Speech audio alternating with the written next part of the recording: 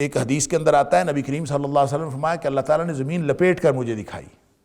ان اللہ زوالی الارض، اللہ نے میرے لیے زمین لپیٹ دی، لپیٹ کے مجھے چھوٹی سی کر کے دکھا دی، ساری زمین میں نے دیکھی. فَأُرِيتُ مَشَارِقَهَا وَمَغَارِبَهَا، مجھے اس کے مشرق و مغرب دکھائے گئے. اللہ اکبر.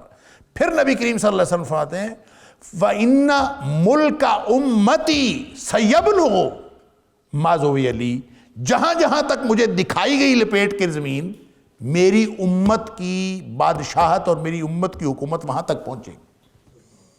اور وہ کہاں ہے؟ مشرق و مغرب میں پہنچے گی. اب ظاہر ہے کہ آپ نبی کریم صلی اللہ علیہ وسلم کے دور کا جو ریاست اسلامی کا رقبہ دیکھ لیں کتنا ہے.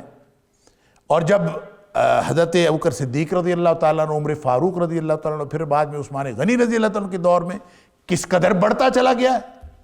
اور پھر بعد میں جیسے جیسے یہ آگے زمانہ آگے بڑھا ہے، امت مسلمہ کا اقتدار جو ہے وہ بہت لمبا چوڑا پھیل گیا.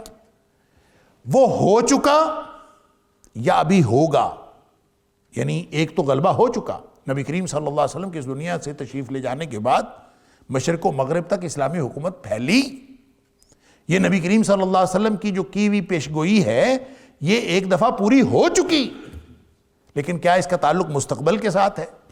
کوئی آنے والے وقت میں بھی ایسا ہوگا؟ بالکل ایسا ہو سکتا ہے. اور بہت ساری احادیث طرف رہنمائی کرتی ہیں کہ بالآخر ایک دفعہ غلبہ اسلام کا ہونا ہے. اور وہ بھی کہاں تک؟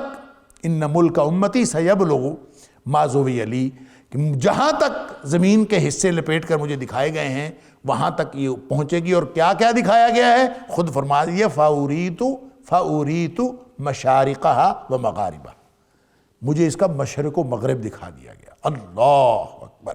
تو مشرق و مغرب تک ہر طرف اللہ کے دین، یہ اللہ کے دین کی اور اسلام کی حکومت پھیلنی ہے.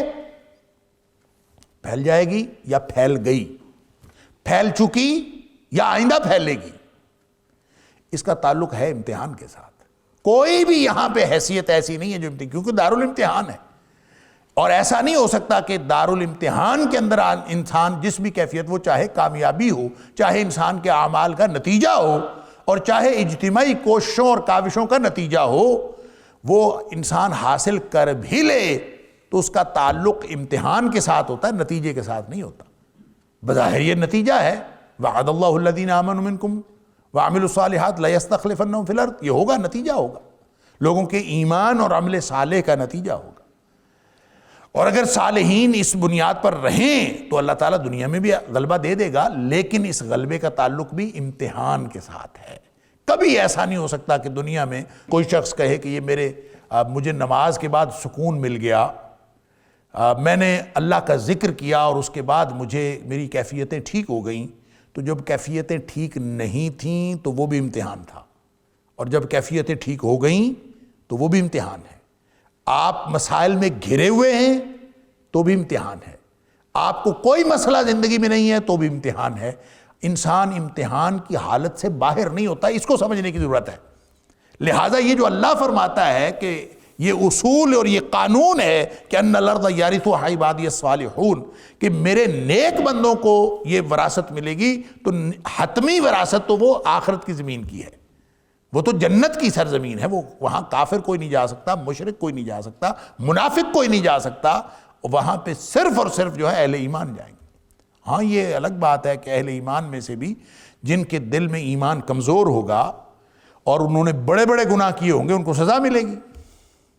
لیکن جن کے دل میں رتی بھر ایمان ہے، رائی کے دانے کے برابر بھی ایمان ہے، بالآخر وہ جنت میں چلا جائے. اچھا، یہ اللہ تعالیٰ نے، کیونکہ وہ جگہ اللہ نے بنائی ہی صرف اہل ایمان کے لیے، لیکن یہ دنیا اللہ نے صرف اہل ایمان کے لیے نہیں بنائی. یہ سمجھنا چاہیے. یہاں کامیابی کا جو معیار ہم سمجھتے ہیں کامیابی کا دنیا میں، اگر کسی کو اقتدار مل جائے، غلبہ مل جائے، یہ ہم کامیابی کا معیار سمجھتے ہیں. یہ ایک اعتبار سے کامیابی کا معیار ہے.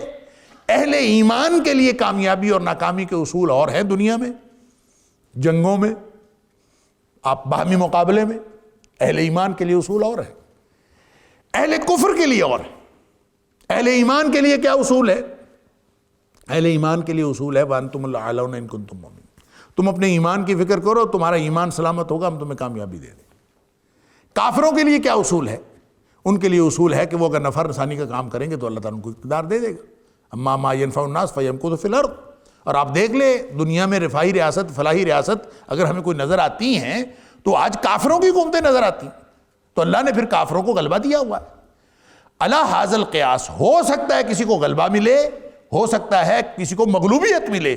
تلک الایام نداولھا بین الناس، یہ گھومتے پھرتے رہتے ہیں یہ دن، کبھی کوئی غلبے میں آ گیا، کبھی کوئی مغلوبیت میں آ گیا۔ یہ ذہن سے محو نہیں ہونا چاہیے کہ دونوں صورتیں دراصل امتحان کی صورتیں ہیں۔